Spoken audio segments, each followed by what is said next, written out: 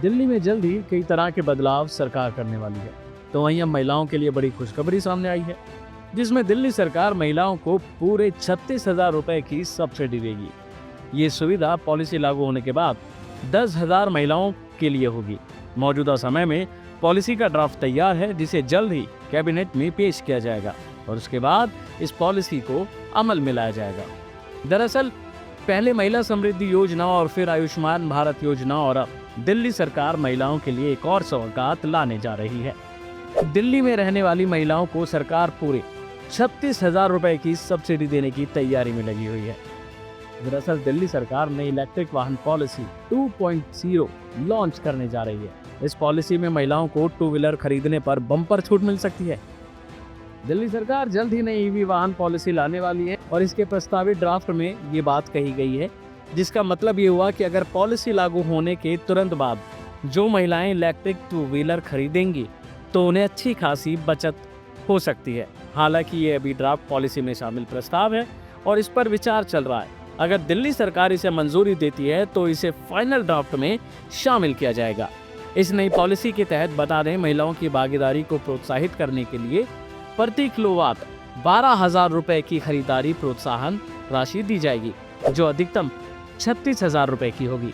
ये नीति केंद्र सरकार की पीएम ई ड्राइव योजना के साथ मिलकर दिल्ली में ई वाहनों को तेजी से बढ़ाने में मदद करेगी। ये नीति 31 मार्च 2030 तक प्रभावी रहेगी, जिसमें दोपहिया, तिपहिया और व्यावसायिक वाहनों के लिए कई प्रोत्साहन शामिल किए गए हैं। तो वहीं दोपहिया ई वाहनों को बढ़ावा देने के लिए सरकार प्रति किलोवाट 10,000 रुपए की सब्सिडी देने की तैयारी में लगी हुई है। ये प्रति वाहन अधिकतम 30,000 रुपए तक होगी। इसके साथ ही जो लोग अपनी 12 साल से पुराने ईंधन आधारित दोपहिया वाहनों को स्क्रैप करेंगे तो उन्हें अतिरिक्त 10,000 रुपए की प्रोत्साहन राशि और दी जाएगी।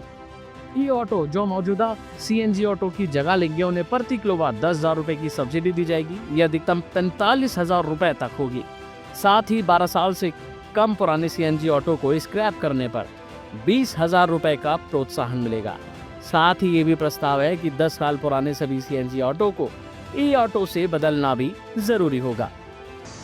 यहाँ ध्यान देने वाली बात यह है कि हालांकि महिलाओं को इस सब्सिडी लेने के लिए ड्राइविंग लाइसेंस की जरूरत पड़ेगी। मतलब ऐसा नहीं है कि अगर कोई व्यक्ति अपने परिवार की महिला के नाम से इलेक्ट्रिक टू व्हीलर खरीद ले तो उसे छूट मिल जाएगी, या ये सब्सिडी उन महिलाओं को मिलेगी जिनके पास खुद के नाम से ड्राइविंग लाइसेंस होगा।